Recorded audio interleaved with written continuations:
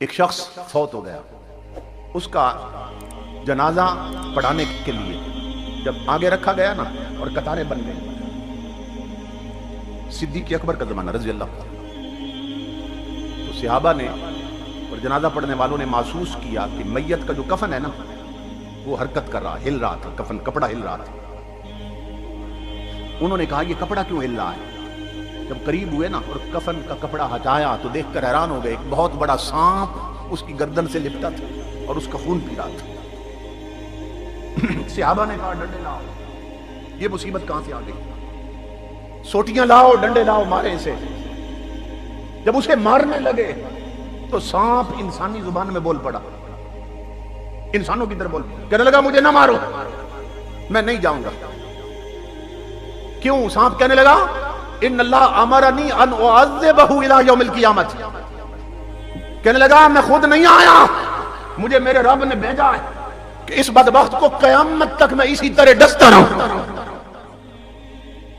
صحابہ نے ڈنڈے پھینک دیے، سمجھ گئے یہ تو رب کا عذاب ہے، مگر سوچنے لگ گئے کہ اس بد نصیب کا جرم کیا تھا، یہ گناہ کون سا کرتا تھا کہ ابھی قبر میں نہیں پہنچا اور عذاب پہلے شروع ہو گئے۔ صحابہ نے اس سے پوچھا سانپ سے کہ جب تو بول ہی پڑا اب یہ بھی بتا کہ اس کا جرم کیا تھا، گناہ کیا کرتا تھا کہ اتنا بڑا عذاب اللہ نے اس پہ مسلط کر دیا۔ اب سانپ کہنے لگا خطایا ہو سلاس، اس کے 3 جرم تھے۔ اب میں وہ گناہ بتانے لگا ہوں، جرم بتانے لگا۔ ہر شخص اپنے گریبان میں جا کے اور دیکھے کہ ان میں سے کوئی جرم ہم تو نہیں کر رہے، اگر کر رہے ہیں تو یا رب سے توبہ کر لیں یا اس عذاب کے لیے تیار رہیں۔ سانپ کہنے لگا اس کا پہلا جرم یہ تھا اذا سمع الاذان لا یجیء الجماعت، کہ یہ بدبخت آذان سن لیتا تھا، مسجد میں نماز پڑھنے نہیں آتا تھا۔ اڈوں اور ہوٹلوں پہ تاج کھیلنے والوں اور گپے لگانے والوں اور حکموں کے کچ لگانے والوں اور رب کی نمازیں چھوڑنے والوں، غور کرو کیا ہونے والا ہے۔ ہمیں فکر ہی نہیں ہے نماز کی۔ لاہور میں ایک بزرگ اسی دور کے، ان کے گھر والے بتا رہے تھے آنکھوں کا آپریشن ہوا ان کا، ڈاکٹر نے ٹانکے لگائے تھے آنکھوں، تو ڈاکٹر کہنے لگا کہ بزرگوں آپ نے ایسا کرنا ہے کہ 3 دن آپ نے نا سجدہ نہیں کرنا، سجدہ نہیں کرنا، کیونکہ اگر سجدے میں سر جھکائیں گے پھر آنکھوں پہ نہ بوجھ پڑ جائے گا، ایسا نہ ہو کہ ٹانکے پھر نکل جائیں، تکلیف نہ ہو جائے، اشارے سے نماز پڑھ دینا، سجدہ نہیں کرنا آپ کو۔ تو وہ گھر والے بتانے لگے، کہنے لگے اس بزرگ نے 3 دن اشارے سے نماز پڑھی، سجدہ تو نہیں کیا، مگر 3 دن روٹی بھی نہیں کھائی۔ وہ کہتے ہیں ہم حیران ہو گئے، ہم نے کہا بزرگوں ڈاکٹر نے سجدے سے منع کیا تھا، روٹی سے تو منع نہیں کیا تھا، آپ نے روٹی کیوں چھوڑ دی؟ تو وہ بزرگ رونے لگ گئے، کہنے لگے میرے بچوں اصل بات یہ ہے کہ جسے سجدہ نہیں کرنا اس کا رزق کھاتے ہوئے مجھے شرم آ رہی ہے۔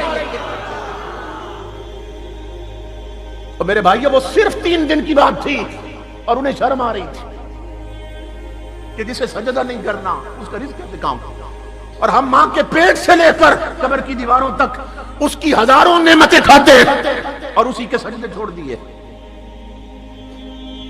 گھروں میں دیکھو کتنی عورتیں ہیں، کتنی بہو بیٹیاں ہیں، پھر نماز کتنی پڑھتی ہیں، مرد کتنے ہیں، بچے کتنے، نمازی کتنے، نماز چھوڑ بیٹھے۔ سانپ کہنے لگا اس کا پہلا جرم یہ تھا کہ یہ آذان سنتا تھا، نماز نہیں پڑھتے۔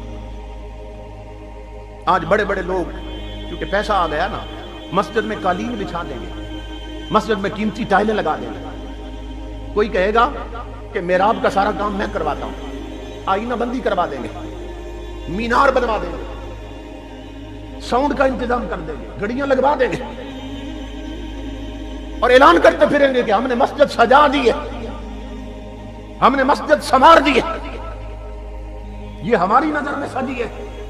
مدینے سے آواز آ رہی ہے نادان، مسجدوں کی زینت قیمتی قالین نہیں ہوتے، مسجدوں کی زینت قیمتی ساؤنڈ نہیں ہوتے، مسجدوں کی زینت چمکتی ہوئی ٹائلیں نہیں ہوتی، اور مسجدوں کی زینت نمازیوں کے جھکے ہوئے سر ہوتے ہیں، مسجدوں کی زینت تلاوت کرتی ہوئی زبانیں ہوتی ہیں، مسجدوں کی زینت اللہ کی بارگاہ میں اٹھے ہوئے ہاتھ ہوتے ہیں۔ ہم اتنے بد نصیب، مسجد میں قالین بھیج دیے، خود نہیں آئے، گھڑیاں لگوا دی، خود کبھی نہیں آئے۔ یہ مسجد اللہ نے قالینوں کے لیے نہیں بنوائی تھی، یہ جو مؤذن آذان دے کر کہتا ہے حی علی الصلاۃ، تو یہ گڑیوں کو نہیں بلایا جا رہا، تجھے بلایا جا رہا. یہ رب نے قالینوں کو نہیں آواز دی تھی، تجھے آواز دی تھی. اور دوسرا جرم یہ تھا کیا؟ لا یخرج الزکاۃ من مالہ. اللہ رب العزت نے اسے رزق دیا تھا، صاحب نصاب بنایا تھا، امیر کیا تھا، مگر دولت کی تیوری پر یہ سانپ بن کے بیٹھا تھا، اپنے مال کی بدبخت زکات نہیں دیتا تھا. نماز کی تو غفلت ہے ہی ہے نا، مگر اس سے بھی بڑھ کر ہمارے اندر زکات کی غفلت نہیں کہ لوگوں کو زکات دینے کی فکر ہی کوئی نہیں. بعض لوگ ایسے بھی ہیں کہ جن کی شادی کو 40 سال ہو گئے، 50 سال ہو گئے، گھر میں سونا پڑا ہے، جو بیوی کا زیور تھا وہ پڑا ہے گھر میں، مگر میاں بیوی نے 40 سال ہو گئے شادی کو، ابھی تک بیٹھ کر یہ فیصلہ ہی نہیں کیا کہ اس زیور کا مالک کون ہے. کیونکہ جو مالک ہوگا وہ زکات دے گا، زکات اس کے ذمہ ہوگی. اب کیا ہے، زکات دونوں نہیں دیتے کیونکہ مالک نہیں بنایا کسی کو. تو قبر میں جائیں گے تو دونوں پکڑے جائیں گے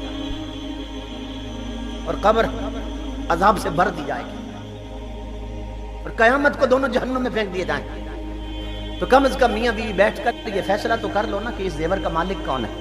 تو جس کو مالک بنا دو گے زکات اس کے ذمہ ہو جائے گی، دوسرا تو رب کے عذاب سے بچ جائے گا، نہیں تو دونوں پکڑے جائیں گے.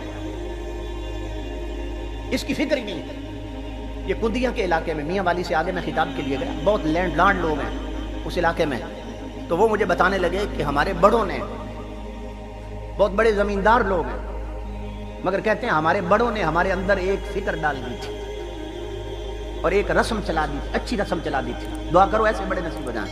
کیا کہ ہماری بیٹیاں جب دلہن بنتی ہیں نا تو ہم انہیں اتنا سونا نہیں ڈالتے کہ جس سے ان پر زکات فرض ہو جائے. سمجھ رہے ہیں؟ ہم اتنا سونا نہیں ڈالتے انہیں کہ جس سے ان پر زکات فرض ہو جائے، صرف اس ڈر کی وجہ سے کہ یہ اپنے گھر جب آباد کریں تو ایسا نہ ہو زکات نہ دے کر یہ جہنمی بن جائیں. لوگ اولاد کی اتنی فکر کرتے تھے اور یہاں اپنی فکر نہیں، اولاد کی فکر نہیں. تو سانپ کہنے لگا اس کا دوسرا جرم یہ تھا کہ یہ اپنے مال سے زکات نہیں نکالتا تھا.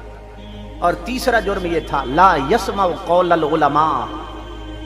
یہ غور سے سننا، سانپ کہنے لگا تیسرا جرم یہ تھا یہ بدبخت گانے سن لیتا تھا، گویے سن لیتا تھا، گلوکار سن لیتا تھا، ٹپے سن لیتا تھا، میوزک سن لیتا تھا، نغمے گیت سنتا تھا، ڈول ڈمکے سن لیتا تھا.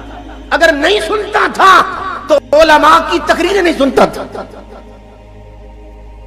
وہ علماء جنہوں نے مصطفیٰ کی شریعت پڑھی تھی، کہ جو رب کا قرآن پڑھتے تھے یا نبی کا فرمان پڑھتے تھے، یہ ان کی تقریریں نہیں سنتا تھا. اور آج یہی صورتحال ہے کہ ہم صرف ٹپے سننے کے لیے، صرف چسکے کے لیے کراچی تک سے جاہل منگوا لیں گے کیونکہ اس کی طرز اور سرتال اچھی ہے. اپنے پڑوس سے عالم نہیں شریعت کا بلائیں گے کیونکہ اس کی سرتال کوئی نہیں، وہ تو سیدھا سیدھا قرآن پڑھے گا اور حدیث پڑھے گا. اور ہم قرآن سن کے بور ہو جاتے ہیں، حدیث سن کے بور ہو جاتے ہیں.